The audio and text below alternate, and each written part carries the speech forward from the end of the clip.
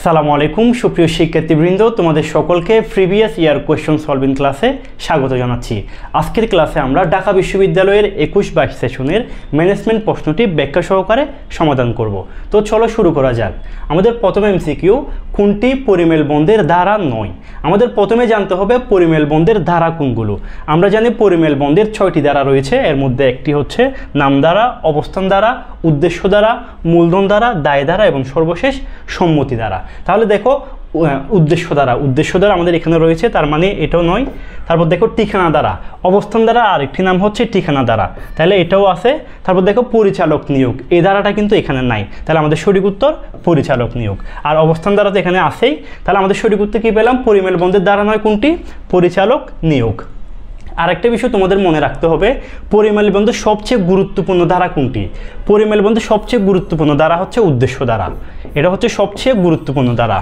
তারপর আরেকটা বিষয় অনেক সময় প্রশ্ন হয়ে থাকে, পরিমেল বন্ধের অনেকগুলো নাম রয়েছে। এর মধ্যে দেখো তোমরা পরিমেল বন্ধকে স্মারকলিপি, সংঘ স্মারক, স্মারকপত্র, মেমোরেন্ডাম অফ অ্যাসোসিয়েশন, মুখ্য দলিল, সংবিধান, গঠনতন্ত্র, মুখ্য দলিল ইত্যাদি বলা হয়। তাহলে আমরা একটা এমসিকিউ থেকে কয়টা বিষয় শিখলাম? প্রথমে পরিমেল বন্ধের ধারা কোনগুলো? 6টা ধারা রয়েছে, এই ধারাগুলো চিনলাম। তারপর পরিমেল বন্ধের সবচেয়ে গুরুত্বপূর্ণ ধারা কোনটি? উদ্দেশ্য দ্বারা। এবং পরিমেল বন্ধের যে অনেকগুলো নাম রয়েছে আমরা সেই নামগুলো শিখলাম। এবার আসলে 2 নাম্বার এমসিকিউ, নিচের কোনটি এক মালিকানা কারবারের বৈশিষ্ট্য নয়? এক মালিকানা কারবারের বৈশিষ্ট্য হচ্ছে অসীম দায়, অনিশ্চিত স্থায়িত্ব, এটাও এক মালিকানা ব্যবসার বৈশিষ্ট্য। আইনগত অস্তিত্ব নাই এক মালিকানা ব্যবসায়ের, এটাও বৈশিষ্ট্য।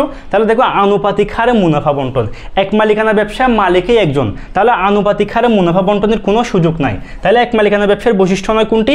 আনুপাতিক হারে মুনাফা বন্টন। তারপর দেখো এক মালিকানা ব্যবসার প্রধান বৈশিষ্ট্য কোনটি? এক মালিকানা ব্যবসার প্রধান বৈশিষ্ট্য হচ্ছে একক মালিকানা। এক মালিকানা ব্যবসার প্রধান সুবিধা কোনটি? সহজ গঠন প্রণালী। এক মালিকানা ব্যবসার প্রধান অসুবিধা কোনটি? অসীম দায়। এই 3টা বিষয় তোমাদের মাথায় রাখতে হবে, এই 3টা বিষয় থেকেও প্রশ্ন এসে থাকে। 3 নাম্বার, প্রত্যেক কর্মীর একজন মাত্র ঊর্ধ্বতন কর্মকর্তা থাকবেন, এটি ব্যবস্থাপনার কোন নীতি? জোড়া মৈশিকল নীতি, আদেশের ঐক্যনীতি, কর্মবিভাজন নাকি নির্দেশনার ঐক্যনীতি? প্রথমে আমরা জানবো নির্দেশনার ঐক্যনীতি মানে কি। নির্দেশনার ঐক্যনীতি মানে হচ্ছে পূর্বের নির্দেশনার সাথে সামঞ্জস্য রেখে পরবর্তী নির্দেশনা প্রদান করা। তারপর দেখো কর্মবিভাজন নীতি মানে কি? কর্মবিভাজন নীতি মানে হচ্ছে কাজকে বিভিন্ন ভাগে ভাগ করা।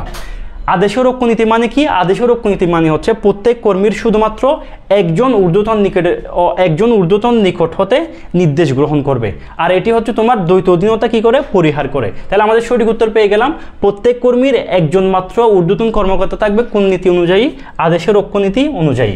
তারপর জোড়া মৈশিকল নীতি মানে কি? জোড়া মৈশিকল নীতি মানে হচ্ছে প্রতিষ্ঠানের উপর থেকে নিচ পর্যন্ত প্রতিটি ব্যক্তি, বিভাগ, উপবিভাগ একে অন্যের সাথে কি করা?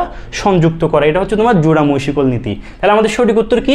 প্রত্যেক কর্মীর একজন মাত্র ঊর্ধ্বতন থাকবে কোন নীতি অনুযায়ী? আদেশের ঐক্যনীতি অনুযায়ী। 4 নাম্বার, নিয়ন্ত্রণের ভিত্তি কি? নিয়ন্ত্রণের ভিত্তি হচ্ছে পরিকল্পনা।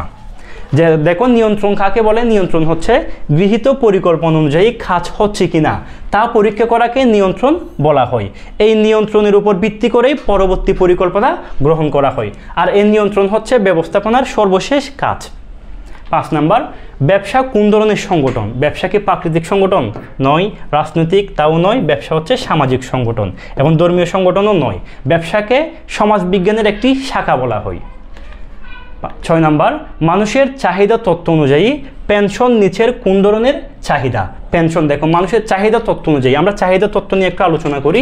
দেখো চাহিদা তত্ত্বের 5টা স্তর রয়েছে। এক, শারীরিক, জৈবিক, দৈহিক এবং মৌলিক চাহিদা। মৌলিক চাহিদার মধ্যে রয়েছে খাদ্য, বস্ত্র, বাসস্থান, শিক্ষা, চিকিৎসা, বেতন ও মজুরি। তারপর দেখো নিরাপত্তা চাহিদা। নিরাপত্তা চাহিদার মধ্যে রয়েছে জীবন, সম্পদ, চাকরির নিরাপত্তা, বিপদ হতে নিরাপত্তা, পেনশন। এই পেনশন, তাহলে আমরা পেনশনটা পেলাম। পেনশন কোন ধরনের চাহিদা তত্ত্ব অনুযায়ী পেনশন নিচের কোন ধরনের চাহিদা? নিরাপত্তার চাহিদা। তারপর দেখো 3 নাম্বার আছে কি? সামাজিক প্রতিপত্তি ও ভালোবাসার চাহিদা। এর মধ্যে রয়েছে তোমার সামাজিক স্বীকৃতি, বন্ধুত্ব, ভালোবাসা, জনপ্রিয়তা, গণতান্ত্রিক ব্যবস্থাপনা, প্রাতিষ্ঠানিক সম্পর্ক, এগুলো হচ্ছে তোমার সামাজিক চাহিদা। তারপর 4 নম্বরে রয়েছে আত্মমর্যাদা, আত্মসম্মান, আত্মতৃপ্তি, এর মধ্যে রয়েছে মান মর্যাদা, প্রতিপত্তি, খ্যাতি। তারপর 5 নম্বরে রয়েছে আত্মপূর্ণতা, আত্মপ্রতিষ্ঠা এবং আত্মসিদ্ধ। এর মধ্যে তোমার সৃজনশীলতা, সমাজসেবা, সাহিত্য চর্চা ও বক্তৃতা। এর মধ্যে তোমার দেখো এই 5টা স্তরের মধ্যে 2 ও 3 এই 2টা স্তরকে বলা হয় হচ্ছে মানুষের সর্বনিম্ন স্তর বলা হয়। এই 2টাকে বলা হয় সর্বনিম্ন স্তর, আর এই 3টাকে বলা হয় তোমার সর্বোচ্চ স্তর। সর্বোচ্চ স্তর। 7 নাম্বার, হেনরি পেয়েল ছিলেন একজন ব্যবস্থাপক। তারপর দেখো হেনরি পেয়েলের জন্ম 1841 এবং মৃত্যু হচ্ছে 1925 সাল।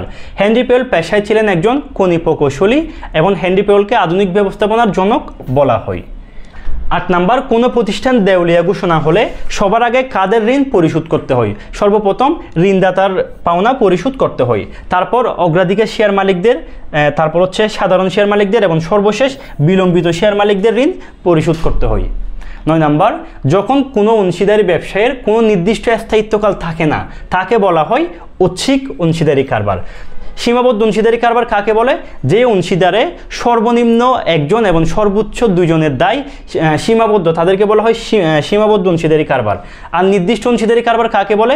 যে অংশীদারি কারবারের নির্দিষ্ট উদ্দেশ্যকে কেন্দ্র করে গঠিত হয় তাকে নির্দিষ্ট অংশীদারি কারবার বলা হয়। আর নির্দিষ্ট সময়ের অংশীদারি কারবার কাকে বলে? নির্দিষ্ট সময়কে কেন্দ্র করে যে অংশীদারি ব্যবসা গঠন করা হয় তাকে নির্দিষ্ট সময়ের অংশীদারি কারবার বলা হয়। তাহলে যে অংশীদারি ব্যবসার স্থায়িত্বকাল উল্লেখ থাকে না তাকে বলা হয় ঐচ্ছিক অংশীদারি কারবার। 10 নাম্বার, ব্যবস্থাপনার নীতিসমূহের বৈশিষ্ট্য। ব্যবস্থাপনার নীতিসমূহের বৈশিষ্ট্য কোনগুলো আমরা জানবো।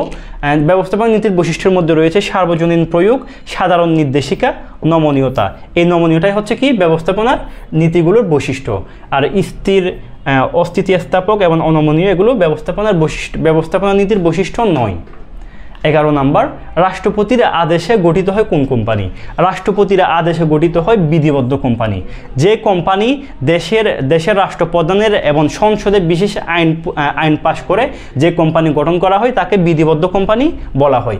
বিধিবদ্ধ কোম্পানির উদাহরণগুলো থেকে অনেক সময় প্রশ্ন হয়।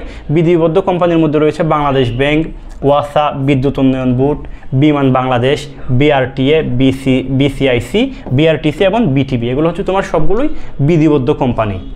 আমাদের সর্বশেষ এমসিকিউ, আন্তর্জাতিক বাণিজ্যে কোনটি মালিকানা সনদ হিসাবে ব্যবহৃত হয়? বিল অফ লেডিং, এটা হচ্ছে তোমার আন্তর্জাতিক বাণিজ্যে মালিকানা সনদ হিসাবে ব্যবহৃত হয়। তারপর দেখো বিল অফ এন্ট্রি কি? বিল অফ এন্ট্রি হচ্ছে এটি একটি সরকারি দলিল যা নির্দিষ্ট একজন আমদানিকারক বা আমদানিকারকের পক্ষ হয়ে ক্লিয়ারিং এজেন্ট প্রস্তুত করে কাস্টমসের উদ্দেশ্যে, যার মাধ্যমে পণ্য খালাস করা হয়। আর প্রত্যয়নপত্র কি? প্রত্যয়নপত্র হচ্ছে যে পত্রের মাধ্যমে ব্যাংক আমদানিকারকের পক্ষ হয়ে রপ্তানিকারকের পণ্যের মূল্য পরিশোধের নিশ্চয়তা প্রদান করে। আর চার্টার পার্টি কি? চার্টার পার্টি এক ধরনের জাহাজ ভাড়ার দলিল। তাহলে আমাদের সঠিক উত্তর বিল অফ লেডিং। এ ছিল তোমাদের ব্যবস্থাপনার ঢাকা বিশ্ববিদ্যালয়ের 21-22 সেশনের প্রশ্নপত্র। আমরা ধারাবাহিক সবগুলো সেশনেরই আমরা উত্তরপত্র নিয়ে আসবো। তোমাদের সাথে পরের ভিডিওতে দেখা হবে। সেই পর্যন্ত সবার সুস্বাস্থ্য কামনা করে শেষ করছি। আসসালামু আলাইকুম।